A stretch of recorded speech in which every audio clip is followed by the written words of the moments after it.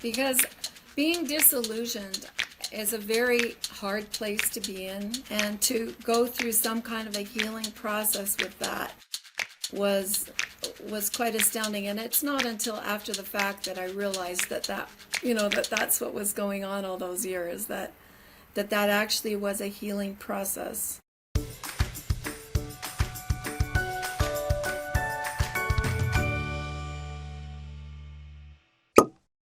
Well, hello and welcome back to Uncorking a Story. I'm your host, Mike Carlin, and I can't tell you how excited I am today to introduce you to Deborah Rudell. But before we get to her story, I wanted to continue talking about the theme of reinvention, which has really flowed through the past couple of episodes. And it's really something I've been fascinated by. You know, it's those moments in life when we realize that the story we thought we were living isn't the one that's going to carry us forward. And I know that sometimes reinvention is a choice, and other times it's kind of thrust upon us when the life we've built, no longer suits us or fits us. And sometimes it's when someone we trusted lets us down. But I've had my own moments of reinvention over the years, in my career, in my writing, and even how I've learned how to make peace with loss. And what I've noticed, it's that reinvention always comes with two things. It comes with discomfort, and it comes with clarity. And the discomfort is because you're leaving something familiar behind. And that's scary, right? And even if that something you're leaving behind wasn't serving you, it's still scary to kind of jump into the unknown. And I say it also brings clarity because once you strip things down to the bare bones, you start to see what really matters. And I guess that's why I was so drawn to today's guest, Deborah Rudell. Her memoir, Grit and Grace, takes us from a life on a commune, really interesting story there, through the heartbreak of disillusionment and to the incredible story of rebuilding a schooner that, curiously, once owned by Crosby, Stills, and Nash. And, my friends know I'm a big fan. And the song Southern Cross, one of my all-time favorites. And as rumor has it, you hear it in this interview, that song may have been written on that boat that she bought. So anyway, she had never rebuilt a schooner before. And then she did something else that she never did before, which is sail it across the Pacific, which to me sounded insane. And it's a really fascinating story that you'll hear in this episode, But as she sanded and varnished that boat, Deborah found herself stripping down. She's stripping down her own life story too. There's a great parallel that we make in the course of this conversation between what was going on in her life at the time and her rebuilding this boat. But what emerged was not just a vessel ready for the sea, but also a memoir in the making. A memoir that charted her journey toward healing and freedom from the trauma from earlier on in her life. So I think you'll find a lot of wisdom in what Deborah has to share in this episode, and not just about her writing, but what it means to start over when life demands it. So buckle in, everybody. This is a fantastic story with today's guest, Deborah Rudell. Deborah Rudell is a graduate of both Hay House Writers Workshop and the Certificate in Memoir Writing program at San Diego Writers, Inc.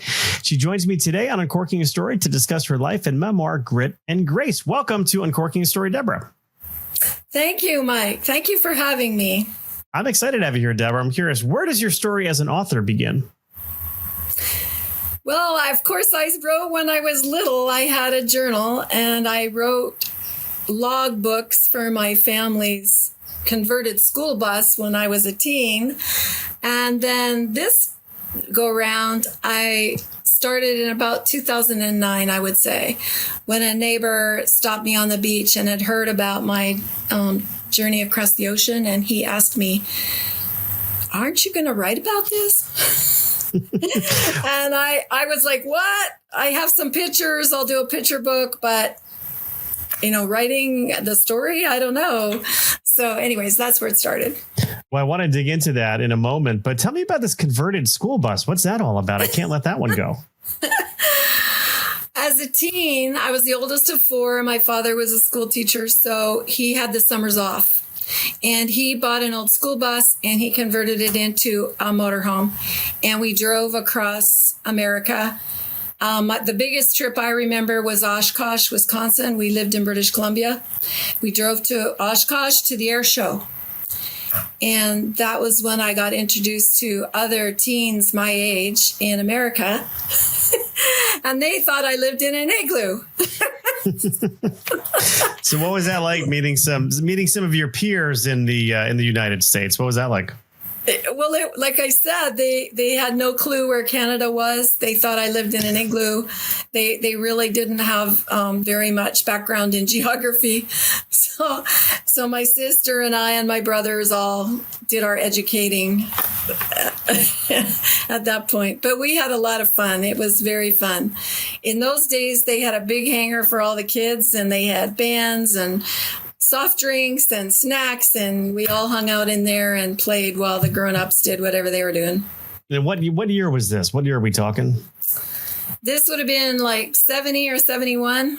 All right. So we're in, in that period of time in the United States, there's a little cultural shift that is, started in the mid to late 60s, continued into the 70s.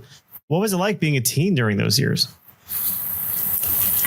It influenced me quite a lot, and I think that influenced the lifestyle I led, in that we were rebelling against the status quo, and we were wanting to do something different and wanting to have a sustainable lifestyle and be good to the environment. And Future Shock was a real book that we all read.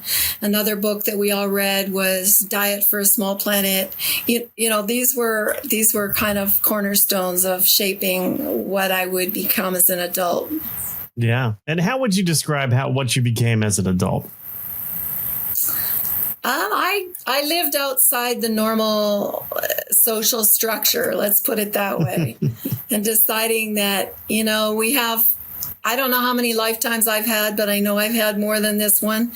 And I thought, this one's going to be for experiences and experiments and adventures. And I'm just going to go for it. So when I had a chance to go and live in a commune, I took it. So where was the commune? The commune was in Oregon. Okay. In Central Oregon, Rajneeshpuram. So the followers of Bhagwan Sri Rajneesh, he's now called Osho. He set up a commune there, and we went and were part of that. Very cool. Very cool. So let's talk about Grit and Grace. What can you share with us about the book? I know there's a tremendous story here about rebuilding is it, do you pronounce it schooner? Is that how I say it? A schooner? A schooner, yeah. Yeah. Tell me about like this journey and this adventure you took. So I'm going to go back a little bit. Please. After the ranch folded, and it was quite traumatic because we'd given up everything to go live in this ranch in this community. And there was a big sensational end to it, with Bhagwan being arrested and deported back to India, and the National Guard raiding the whole community, and basically 10,000 people just having to disperse from this. What was the rationale behind raiding the ranch and the deportation? Say what? What was the rationale behind raiding of the ranch and the deportation? We had only been there for 4 years and basically started from a ranch and built a city, complete with infrastructure, airports, airplanes, transportation system, medical system, like everything that a city has. And all the infrastructure. We also grew our food and had, livestock for our eggs and dairy. And in the midst of all that, the people in Oregon were really freaked out and upset. And our spokesperson was very controversial and very inflammatory. Okay. And so the Oregonians were really upset. And so there was a lot of investigation that went into that. And after the fact, there was a lot of illegal activity on both sides. So it was a real thing. Yeah. Got it. So, and I've met a few Oregonians, and it's not like you're talking to New Yorkers. It's not like they're kind of a mellow type people, or usually open-minded to stuff. So they must have been really like worried about, hey, who are these people that are building this this community? Yeah, and they were afraid of being taken over, and of course our stance in taking over Antelope didn't help that fear. Like there was, like I said, there was stuff on both sides that was pretty out there. All right. So this when it ended, what was difficult was my husband and I really didn't know what to do with our lives, because we had figured that would be the rest of our life. And we had to figure it out. And we went back to dentistry, but my husband was really unhappy doing that. And he heard about this old schooner on the Hard in Lahui in Kauai. And we decided to go. I didn't really want to do this, but he really did. So I gave in and we went. And we found this old boat. This boat, by the way, used to be the party boat for Crosby, Stills, Nash and Young. I'm sure that boat could tell some stories if it could talk. I'm sure it could. But it had been sold, and had been through hurricanes, and it was a mess. We figured 6 months, we'll have it up and running and go sail around the world. Well, 5 years later, so why this turned into a memoir was, as I was sanding and varnishing over these years and working on this massive boat project, which was really a beautiful project, but a really big one. And I had to learn all this stuff. Neither of us knew anything about boats or sailing or anything. That as we took the time to actually get down to the bare frames of it and re-pour a new keel and new decks, new cabins, basically new boat. As we were doing all this, I had hours and hours and hours of sanding and varnishing. Wax on, wax off, Karate Kid, like that. And so I started a lot of introspection about where my life had come from, what had I been doing at the ranch, what really went wrong. Was I really an idiot for actually even attempting such a thing? Or where was the truth in it? Why was I guided to do that? So my memoir is structured the same way, basically. I'm sanding and varnishing, and then I start thinking about things, and I remember things about the ranch and incidents that happened. And that's kind of how it evolved. Yeah. I mean, it sounds like you're stripping down this boat, bringing it back to its bones. Are you also like doing this introspection, like almost stripping down yourself as well, and kind of you're rethinking or re-seeing your life through a different lens and almost rewriting the story a little bit? Absolutely. Absolutely. Because being disillusioned is a very hard place to be in. I'd been very positive and upbeat and thinking this was a utopia and we were going to change the world and all of that, which was the flavor of the 60s and 70s. And to be disillusioned and have your master betray you, tell lies, that was like so shocking to me. And to go through some kind of a healing process with that was quite astounding. And it's not until after the fact that I realized that's what was going on all those years, that actually was a healing process for the disillusionment. Yeah, time is required for healing. Oftentimes it's hard to heal in the moment, but I know it's cliched, but time does heal most wounds.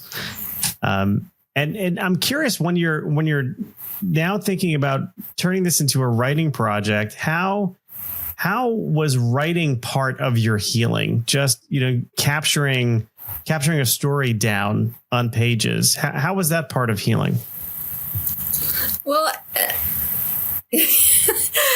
I have to go back a little bit again, because Please. when I started writing, the writing project was just about the boat. It was just about sanding and varnishing and how to do it. And it was going to be in Wooden Boat magazine. And, all those wooden boat fanatics would be able to take inspiration from this boat. And when I would go to my writing group and read my piece, my 500 pages or my 1,500 pages, and they'd look at me and go, Dad, like, what were you thinking? Where was your heart? Why were you even doing this boat? What happened before that? And, they had all these questions. So they gradually pulled this story. They found out I'd been in a cult and they were just like, what? We want to know more about that. And they pulled out more, about my whole spiritual path. Oh, we want to know about that. So over time, it got pulled out of me, and the sandpaper went a little bit to the side, not entirely, and more of the story of my path as a spiritual person and a person who had very high ideals and really did want to find a way to live together in peace and harmony. So anyways, it all got mixed up. Yeah, but so it became, and this happens oftentimes with writing projects where it starts off with the intent to tell one story, but then you reveal another throughout the writing process. And it sounds like the story you revealed really had, I'm not saying it had nothing to do with the boat, but it really had more to do with you and sort of what you'd been through. And I'm curious, do you feel like you're still disillusioned, or do you feel like you've been able to make some peace with what happened in the past? No, I covered this in the story also. By the time we'd finished rebuilding it, and then just before we sailed across the Pacific, which is another adventure thing, because we were in several gales and I thought I would die for real, not exaggerated. And just before that crossing, Spike Lee's movie about Malcolm X came out. I don't know if you remember that movie. Oh, yeah, with Denzel Washington. Yes. And we went to that movie and we came out of there and I looked at my husband and I was like, did his teacher try to assassinate him? What? And so we were following that whole spiritual journey that he had with his Muslim teacher, and then find out that master, had some darkness for sure. And we looked at one another and we went, well, our master just abandoned us and lied. Like, we're cool. But even more than that, the very next day when I was putting the non-skid on the decks, I was thinking about this movie so much. And I realized that a master's job is to set his disciples free. My intention and my prayer was my freedom. My enlightenment is the word we used back then. And if that was my intention and that was my prayer and goal, then Bhagwan had served his part of the bargain. He had kicked me out of the nest big time. He'd kicked me out of the nest in such a way that I couldn't hang on to the ideal of what I thought he was, that perfection, and putting him on a pedestal. I had been in a position in the ranch where I knew that he lied. A lot of my cohorts and my colleagues at the ranch, the other sannyasins, were not in the same position as I was. I was interacting with the leadership a little more, and I saw what happened, so I knew that he lied. So in the years following, when we were working on the boat and sannyasins would come and help us, they were all still on this, Bhagwan should still be there, and Sheila wrecked everything, and I had to be the one that would say, no, and they hated me for it. They were like, what? You can't talk bad about the master. But what I realized was that I had to, that's the other reason I had to write the book. I had to kind of say what I saw. And in him doing that, I wasn't able to have the luxury that my other fellow sannyasins did of keeping him on a pedestal and staying on that kind of, I don't want to say flighty, but kind of it didn't have a lot of reality in it, but that dream of the perfect master and the perfect thing, like I got kicked off of that train. So I feel like he did me a service in doing that, even though at the time it was so heartbreaking. And I was ostracized from fellow sannyasins for it as well. But it really did set me free into what was really important to me, what really the truth was about the ranch, about Bhagwan, about me as a seeker, about all of us, about living in this material world. There is shadow side to everything, and we need to learn to discern and be able to navigate. I'm in our fairy tale.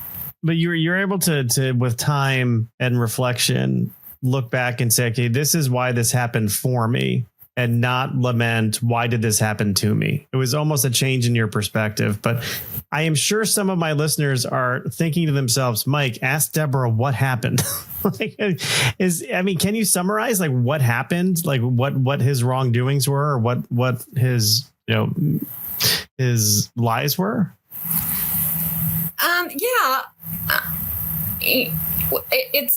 It's a pretty broad picture, but for me, how it came to pass was that I worked in Sheila's house as her receptionist. And who is Sheila? She's the infamous foreman for women of the ranch. She ran the ranch, and she ended up being the scapegoat for all of his. Well, I'll get to that.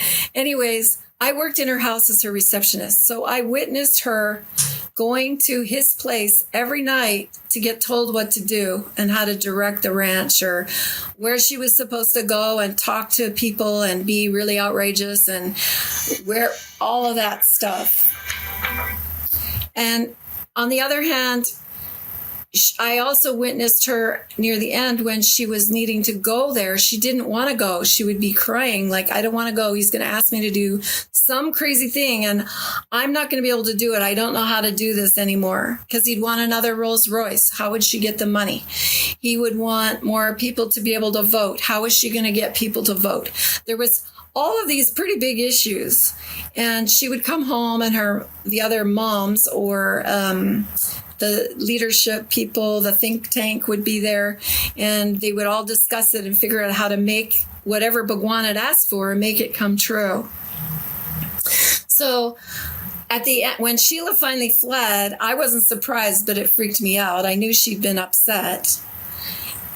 All the other people didn't know anything about this backstory, so they didn't know. So right after she left, Bhagwan held a press conference worldwide, international. There was thousands of people in this room, 6,000 or 7,000 of us, and at least 1,000 press. And as that was happening, he got up there and started telling about how this whole thing was Sheila's fault, and how that he couldn't understand why she'd been given so much opportunity, and she had totally led his people astray, and he knew nothing about it, and how could she do that? And he was completely outraged. And at that point, and here I have to be kind of honest, that I was sitting in that audience and I wanted to stand up really bad and say, that's not true. Like, how could he say that? Because I witnessed the other side of it. But there was guards around the whole place, because it was such a volatile situation. They were armed with machine guns. And I knew that if I stood up, that I would be a disturbance that may have a violent outcome. So I didn't stand up. And from that time until I wrote my book, I had this feeling of what a hypocrite I was, that I didn't stand up for the truth, that, and faced with being able to speak, I wasn't able to do that I was a coward.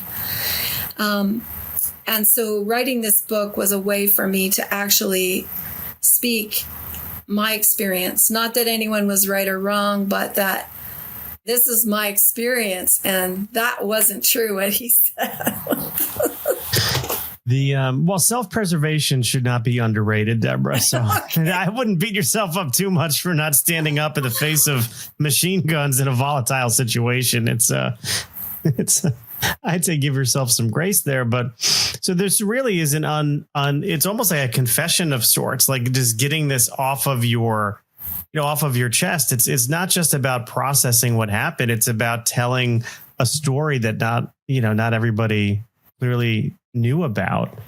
And it's, to me, it sounds like one of these communities where, it starts off with the greatest of intentions, but then, there's great expression, Orwellian, power corrupts and absolute power corrupts absolutely. And I think there's overtones of that, and probably more than overtones of that in this story, where, you're mentioning another Rolls Royce, which implies that there were other Rolls Royces. There were 100, more than 100. This is what he was famous for. And then there was the biggest wiretapping network ever pulled off on American soil was there. The bioterrorism of poisoning people, that was there. All of this stuff came out later. And yeah, it was a big, hairy deal. Is he still alive? He died in 1989. Okay. All right. So there's no fear of retaliation for this book. No. And I did try and get in touch with Sheila, but I haven't been able to. She lives in Switzerland, and I mean, she's no saint, but I think she managed being the scapegoat very gracefully. Mm-hmm. Sure. Because she basically all the sannyasins think of her as the bad guy. And yeah, I am in the minority with what I'm speaking today. Yeah. Well, I'm curious if we can pivot to sailing across the Pacific. Had you ever done anything like that before? Sailed across the ocean. Didn't know how to sail. Hello. Okay, so this is where I think the story is a little exciting for me. How did it come into your head? Hey, this boat that we, not professional boat builders, by the way, have refurbished. We're going to take this across the ocean, having never done anything like this before. So I really want to know, who's the crew? Is this like Gilligan's Island kind of situation? And really, what was that experience like? So the crew was my husband, myself, and my son, who turned 15 on the crossing. Okay. And then there were two other men. Because it was a schooner rig, I wasn't able to even lift the throat halyard. It lifted me off the deck. So we needed two more men. So one was an engineer friend that had helped us with the boat. And another was a man that my daughter had met. And 2 days before we sailed away, she brought him to the boatyard and said, he wants to go on the boat with you.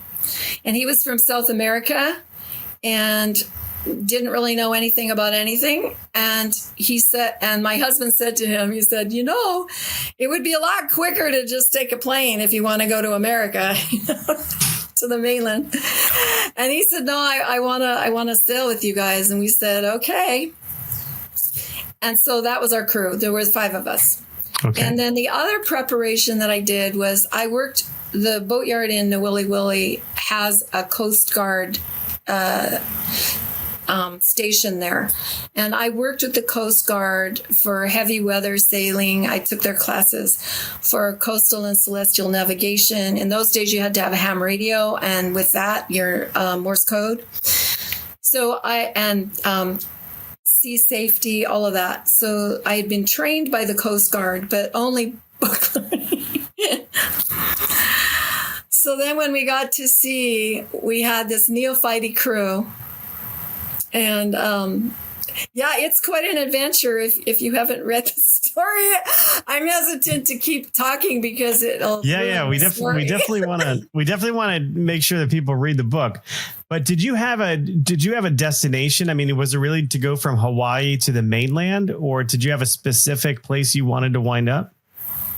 No, we had wanted to sail to the South Pacific and sail around the world, but my husband, in all of the last year when we were sailing in the Hawaiian Islands, my husband got super seasick, like really seasick. So we decided that we better sail north so that the boat would be in Canada. We could work again. We could be in the inland waters inside Vancouver Island. It's calmer waters. Mm-hmm. So sailing north from the Hawaiian Islands is hard. You're sailing into the wind and against weather. It's like a real slog. And but we decided to do that for our first crossing. And right out of the gate, within 3 days, we were in a really bad gale. A gale so bad that I couldn't even write in my logbook, or I couldn't take any sightings because it was a storm.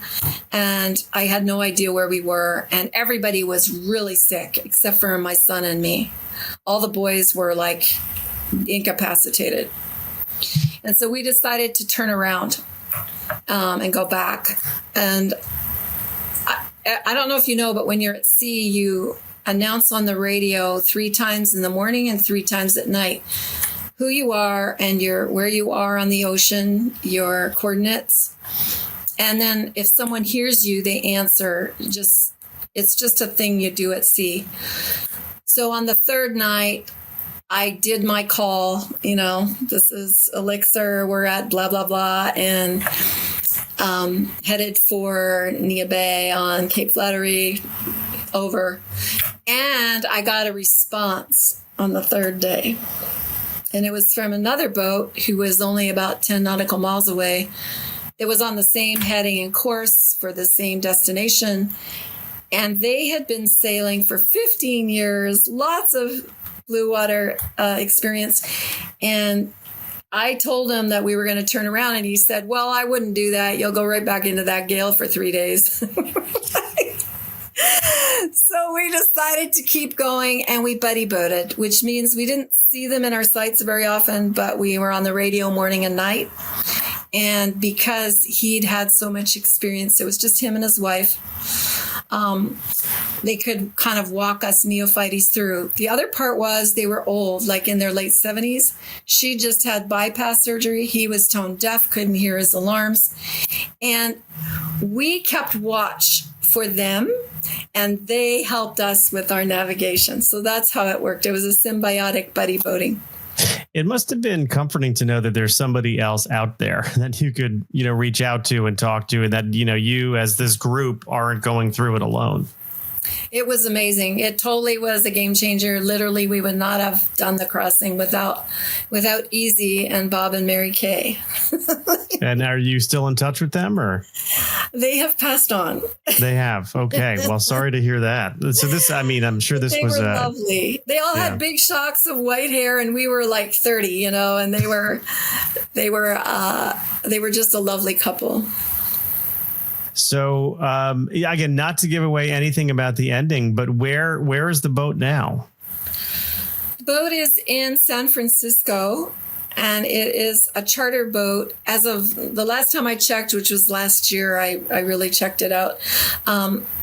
It's sailing under the name Aida rather than Elixir. Yeah. Okay. So no longer within your possession. Do the new owners know that it was owned by Crosby, Stills, Nash and Young? I have no idea. I wonder if Stephen Stills wrote Southern Cross on that boat. I'd be very curious to know that. So Southern Cross, that album cover, that's Elixir. That's the boat. Wow. That's the boat. Yeah. Fun, huh? Very cool. But you're too young to know about those guys. Come on. I know Crosby, Stills, Nash and Young. Are you kidding me? I love Crosby, Stills, Nash and Young. Wonderful harmonies. David Crosby, I live in Connecticut, or he had a home out here somewhere, because there used to be David Crosby sightings all the time when I was growing up. Back in his more rambunctious partying days. But yeah, that was definitely a party boat. Yeah. Very cool. That's why it's named Elixir, right? So I'm curious because this show is really geared towards writers and for writers. In terms of the writing process, how would you characterize the writing process of this book? It sounds like it started one way, and then through some feedback, you pivoted and started telling more of your story. But how did you find the writing process, assuming you hadn't written like a memoir before? No. Some people grow up thinking they're going to be writers. For me, it was more like I had this niggling thing inside me. You need to write your story. You need to write your story. You need to write your story. So I started, and I got partway through, and it was a picture book, a coffee table book, because I took pictures of this whole thing, like thousands. And I got to a point where I thought, gee, I better look into publishing. So then that led me to San Diego Writers Inc., which is a very active writing community here in San Diego. And I went to a course, and I told the lady what I had. And she said, I want to go to dinner with you. She took me to dinner. This is an author person. And she said, I need to ask you a very big question. I said, okay. She said, is this a picture book, or is there a story here? And when she said that, my heart started really pounding hard, because I knew if I admitted it was a story, I would have to write it. Mm-hmm. And I had no idea what that would look like. So I said, no, there's a story. So she wrote on a napkin the hero's journey for me. And from there, I ended up in a writing group, which it was a read and critique group. So I learned about dialogue. I learned about character plots, and arcs, and how to make a story flow and that engage the reader. I learned how to make it like a novel. And I am so grateful for that, because my writing pre that course was, we did this, like that. And unfortunately, a lot of memoirs I look at now are kind of like that. And I wish they'd gone to a writing group. This is such a good story. It could be so much better told. Yeah. Yeah. Because there is a skill. There are skills that I knew nothing about that I learned. And I'm so grateful to have learned them. Yeah. You got to keep the reader really curious about what happens next. And, not always easy with memoir, but there is this guy, I know, a Pulitzer Prize winning biographer who her first draft of the book that she won a Pulitzer for was rejected. Her contract was canceled because it was clear that she didn't really know how to drive the story forward. So she took some time off and learned how to write suspense. And she's got a better story about it, but she was able to take those lessons, and then she restarted the biography, and wound up winning a Pulitzer Prize for it. So it's there's learning how to tell a good story is it sounds cliche for authors, but it is the cornerstone for what it is we try and do with readers, move them to action. And a lot of people do have great stories, and it takes a lot of time. Are you a writer? Do you know? Yes. No, I am a writer myself. So, it takes so much time. And then learning the software so you can manage these massive files without losing your mind. Or your work. Yeah. So I ended up in Scrivener, and I love Scrivener, and that helped me move stuff around really easy. And then I had to go back to Word to go to different editors wanted it in Word, and there's things you learn. There's so much you learn, not just about how to craft a story, but the technology involved. Well, there's the storytelling aspect of being a writer, and then there's the project management, product management, advertising and promotion side of being a writer, which I think throws a lot of newer writers for a loop. Writing a book is like, it's like running your own small business. when you're publishing a book, and that's whether you go the independent route or the hybrid route or the traditional route. You are the project manager, you are the product manager. You have to understand advertising. You have to understand promotion because you're selling the book.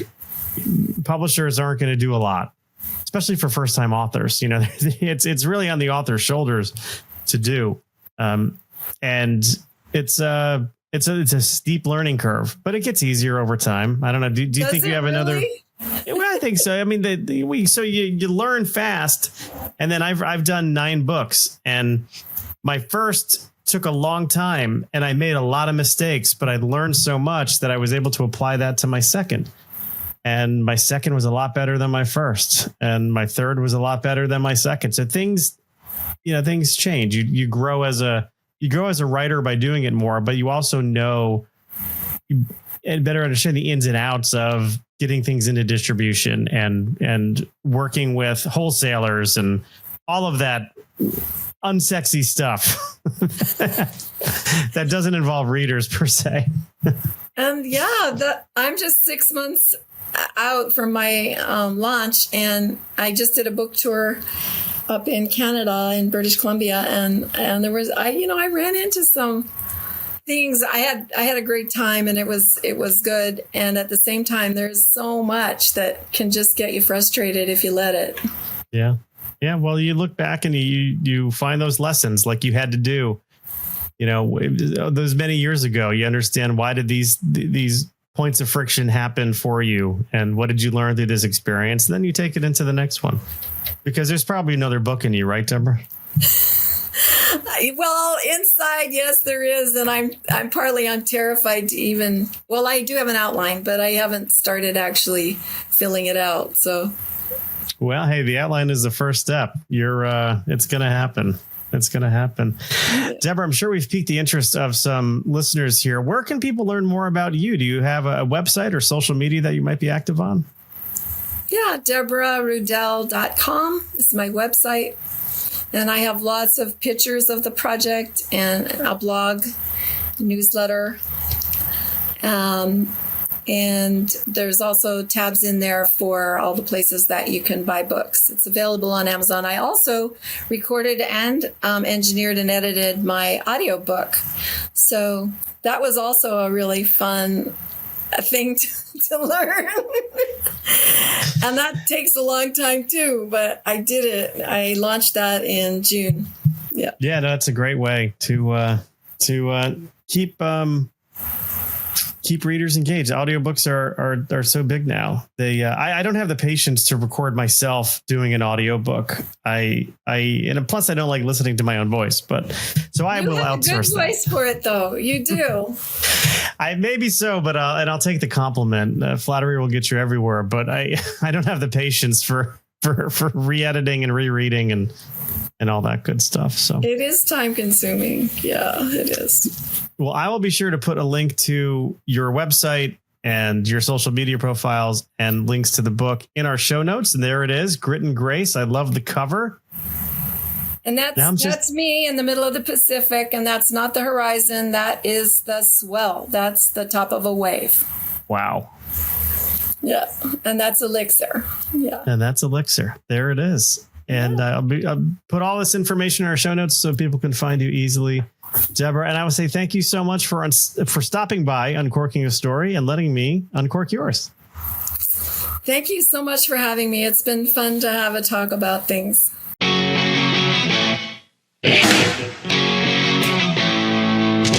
Thanks for listening to Uncorking a Story. If you'd like more information about today's guest or to find out more about Mike, go to uncorkingastory.com. If you enjoyed the show, please subscribe, rate, and review us at Apple Podcasts, Spotify, or wherever you get your podcasts.